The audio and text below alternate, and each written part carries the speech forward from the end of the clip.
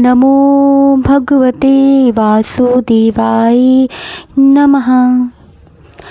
नमस्कार प्रियजनों, आप सभी का स्वागत है।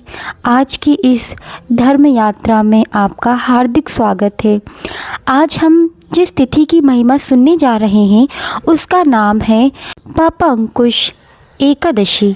यह केवल एक व्रत नहीं बल्कि भगवान श्री हरि विष्णु की वो दिव्य शक्ति है जो हमारे जीवन के सभी पापों पर अंकुश लगा देती है। पुराणों में कहा गया है कि इस व्रत का फल पुण्य फल हजारों अश्वमेघ यज्ञों से भी बढ़कर है। यह व्रत हमें मोक्ष, सुख और समृद्धि की ओर ले जाता है। तो कौन था वह क्रूर शिकारी जिसे अपने पापों का भय सता रहा था, और कैसे महर्षि अंगिरा के एक उपदेश ने उसे नरक से भय में मुक्त कर दिया और सीधा वैकुंठ धाम का अधिकारी बना दिया। आइए आज हम 3 अक्टूबर 2025 की इस पवित्र पंपा कुंज एकादशी की पावन अवसर पर धर्मराज युधिष्ठिर और भगवान श्री कृष्ण के सम्मान से निकली एक अत्यंत प्रामाणिक और कल्याणकारी व्रत कथा का श्रवण करते हैं। आइए सभी मेरे साथ अपनी आंखें बंद करें, मन को शांत करें और श्रद्धा के साथ कहें जय श्री हरि। तो सबसे पहले एकादशी व्रत कथा श्रवण से पहले हम व्रत का संकल्प लेते हैं और विधि जानते हैं। एकादशी के दिन ब्रह्म मुहूर्त यानी सूर्य उदय से पहले उठकर स्नान करें और स्वच्छ वस्त्रों को धारण करें। हाथ में जल, फूल और अक्षत लेकर व्रत का संकल्प लें और कहें, हे भगवान विष्णु, मैं आज पंपा कुंजा एकादशी का व्रत रख रही हूँ या रख रहा हूँ। आप मेरी जो भी आपकी मनोकामना है उसे पूर्ण करने को कहें और मेरे सभी पापों को नष्ट करें। आइए जानते हैं पूजा की तैयारी हमें किस प्रकार करनी है। तो पूजा स्थल पर एक चौकी पर पीले रंग का कपड़ा बिछाएं और भगवान विष्णु की मूर्ति तस्वीर को स्थापित करें। भगवान विष्णु को पीले वस्त्र पहनना अत्यंत प्रिय है। आइए कलश स्थापन करें, यदि संभव हो तो आप कलश स्थापित भी करें। आइए भगवान विष्णु की पूजा विधान जानते हैं। भगवान विष्णु जी का पंचामृत, दूध, दही, शहद, गंगाजल आदि से अभिषेक करें। उन्हें चंदन का तिलक लगाएं। पीले फूल, तुलसी दल और फल अर्पित करें। तुलसी दल के बिना विष्णु भगवान की पूजा अधूरी मानी जाती है, इसलिए तुलसी दल अर्पित करें। धूप, दीप, घी का दीपक जलाएं। भगवान को पीली मिठाई जैसे बेसन के लड्डू, केले का भोग लगाएं। अतिरिक्त आपको जो उचित लगे वो आप लगा सकते हैं। फिर मंत्र का जाप करें और कथा श्रवण करें। पूजा के दौरान ओम नमो भगवते वासुदेवाय मंत्र का उच्चारण करें। पंपा कुशा एकादशी व्रत कथा का श्रवण करें और हो सके तो पाठ करें। दिन भर भजन, कीर्तन और सात्विक आचरण रखें। झूठ ना बोलें, किसी भी प्रकार का गलत आचरण ना करें और आपके द्वारा कोई दुखी ना हो। तो आइए श्रवण करते हैं पंपा कुंजा एकादशी व्रत कथा, जो कि पौराणिक और प्रामाणिक कथा है। पंपा कुंजा एकादशी व्रत अश्विनी मास के शुक्ल पक्ष की एकादशी को किया जाता है। यह एकादशी सभी पापों का नाश करने वाली और मोक्ष प्रदान करने वाली होती है। स्वयं भगवान श्री कृष्ण ने धर्मराज युधिष्ठिर को इस व्रत के महत्व और कथा का वर्णन किया है। यह पापा अंकुशा एकादशी की पौराणिक कथा का वर्णन किया जा रहा है। कथा का सार है क्रोध नामक क्रूर शिकारी की मुक्ति। प्राचीन काल में विंध्याचल पर्वत पर क्रोधना नामक एक क्रूर शिकारी यानी बहेलिया रहता था। वह अत्यंत निर्दयी था और अपने जीवन भर बुरे कर्मों जैसे हिंसा करना, झूठ बोलना और पशु पक्षियों की हत्या कर देना इसी में लिप्त रहता था।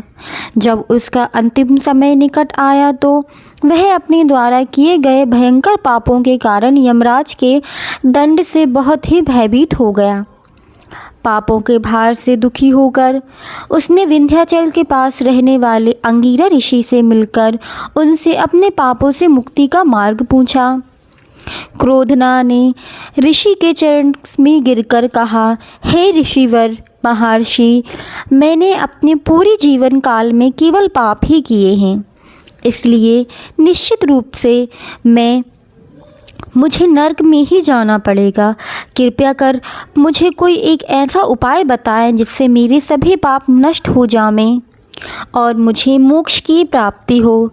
ऋषि अंगिरा ने उस शिकार पर दया करी और कहा, हे शिकारी, यदि तुम सभी पापों से मुक्ति पाना चाहते हो तो अश्विनी मास के शुक्ल पक्ष की पंपा अकुंशा एकादशी का विधि विधान से व्रत करो। यह एकादशी पापों पर अंकुश नियंत्रण में रखने वाली है, इसलिए इसका नाम ही पापा अंकुश एकादशी पड़ा है। इस व्रत को करने से मनुष्य के सभी पाप नष्ट हो जाते हैं और वह अंत में विष्णु लोक को प्राप्त होता है।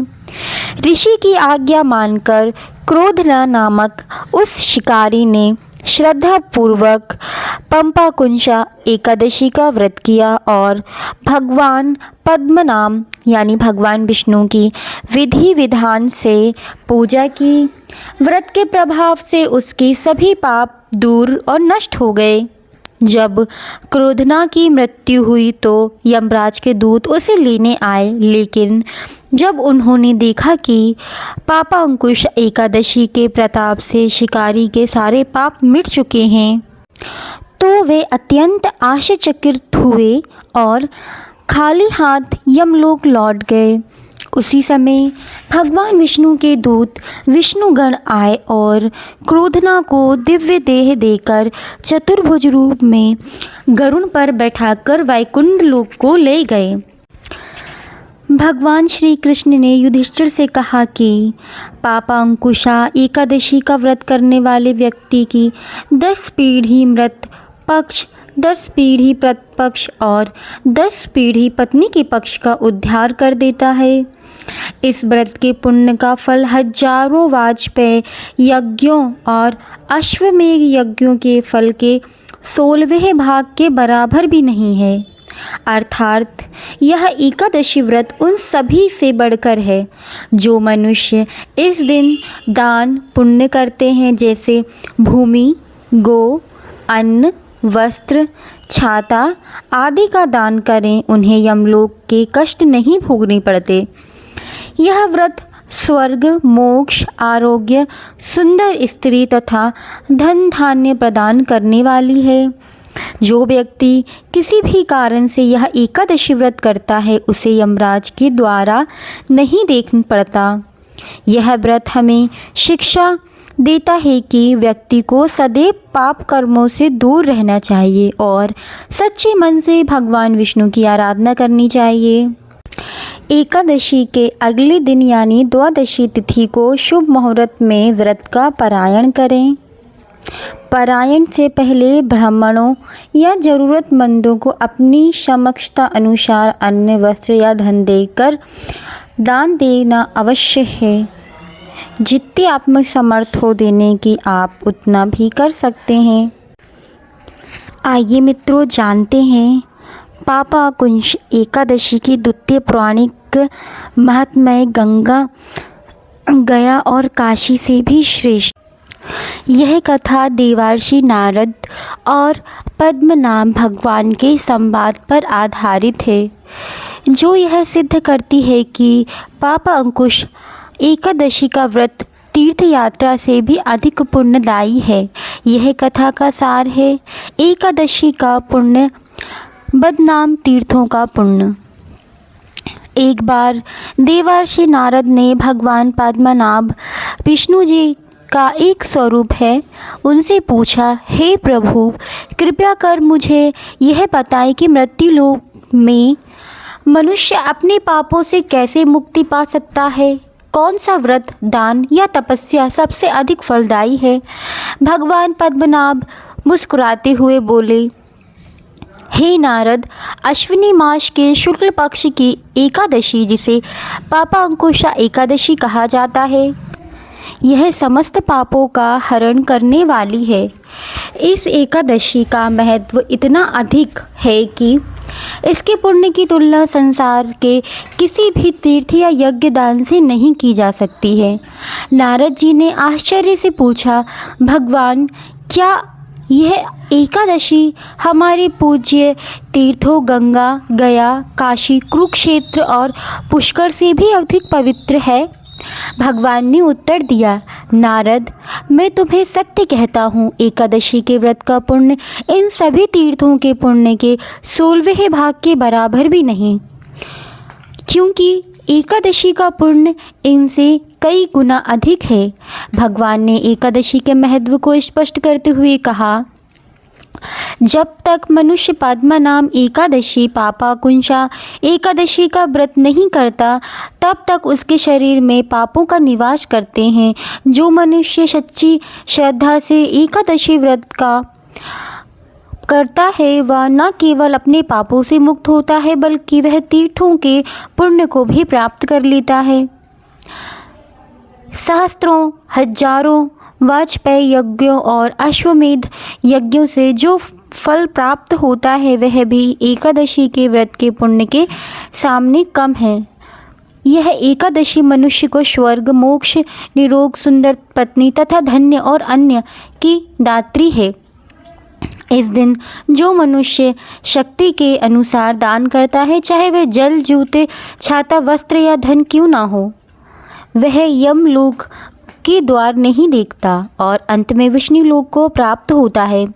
भगवान पद्मनाभा ने अंत में देवर्षि नारद से कहा कि संसार में एकादशी के बराबर कोई पुण्यदायक तिथि नहीं। जो मनुष्य इस एकादशी का व्रत करते हैं और रात्रि में जागरण करते हैं, वे सहज ही विष्णु पद को प्राप्त कर लेते हैं। तो प्रियजनों, आपने श्रवण किया कि कैसे शिकारी क्रोधना की कथा का समापन, और इस तरह पापाकुंशा एकादशी के प्रताप से क्रूर शिकारी क्रोधना को भी सीधा वैकुंठ धाम प्राप्त हुआ।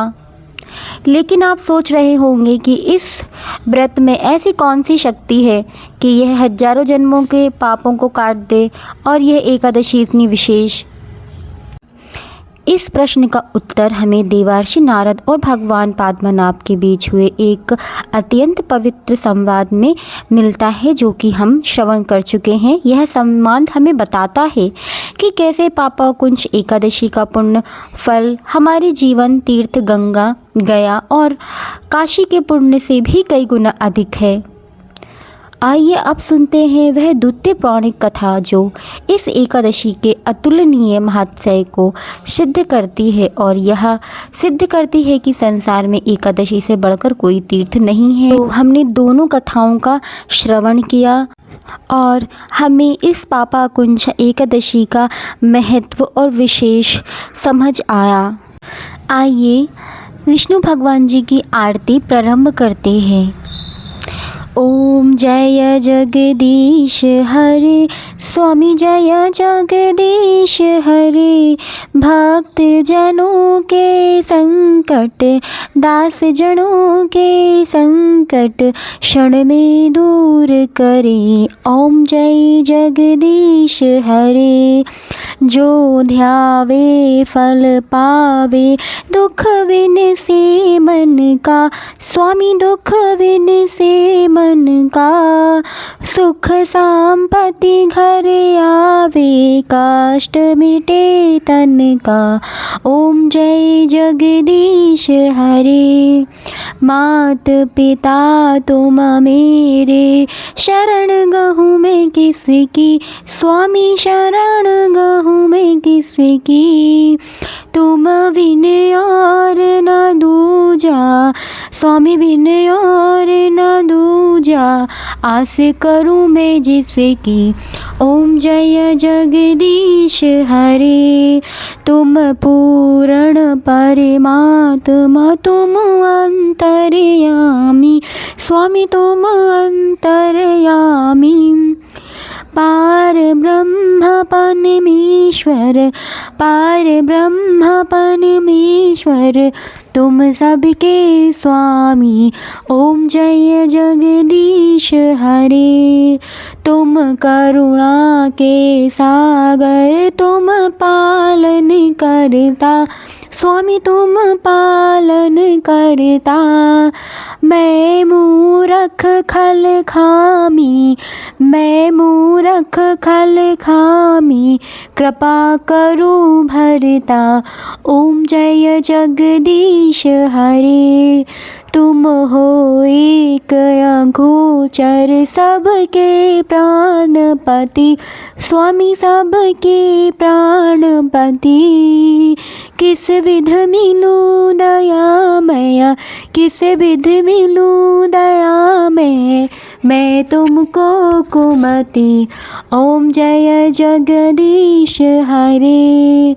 दीन बंधु दुख हरता तुम ठाकुर मेरे स्वामी तुम ठाकुर मेरे। अपने हाथ उठाओ, अपने हाथ उठाओ, द्वार पड़े तेरे। ओम जय जगदीश हरे।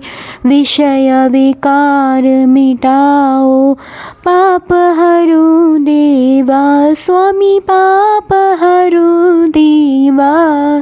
श्रद्धा भक्ति बढ़ाओ, श्रद्धा भक्ति बढ़ाओ, संतन की सेवा। ओम जय जगदीश हरे। जय जगदीश हरे। जय श्री हरि। धन्यवाद आप सभी प्रियजनों का। आपने पंपाकुशा एकादशी की यह पावन 2 कथाएं श्रवण करी। आप सभी को पापाकुशा एकादशी की बहुत शुभकामनाएं। अगर आपको ये वीडियो पसंद आई हो तो वीडियो को लाइक शेयर एंड सब्सक्राइब ज़रूर करें और बताएं कि आप अगली वीडियो किस कथा पर सुनना चाहते हैं। प्लीज़ कमेंट करें। तब तक के लिए राधे राधे। मिलते हैं नेक्स्ट वीडियो में। जय श्री कृष्ण, जय श्री हरि।